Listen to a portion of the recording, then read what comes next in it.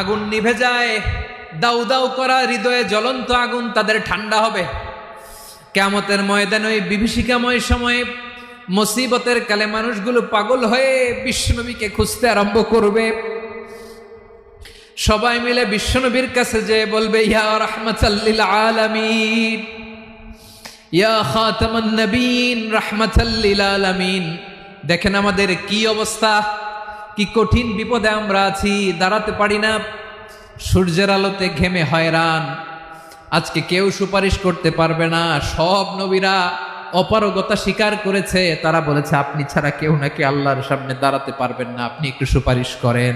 বিশ্বনবী বলবেন, আসো আসো, আজকের দিনে আমি ছাড়া আল্লাহর সামনে কেউ দাঁড়াতে পারবে না। বিশ্বনবী মাকামে মাহমুদে যে আল্লাহু আকবার বলে সিজদায় লুটিয়ে পড়বেন। আল্লাহ রাব্বুল আলামিন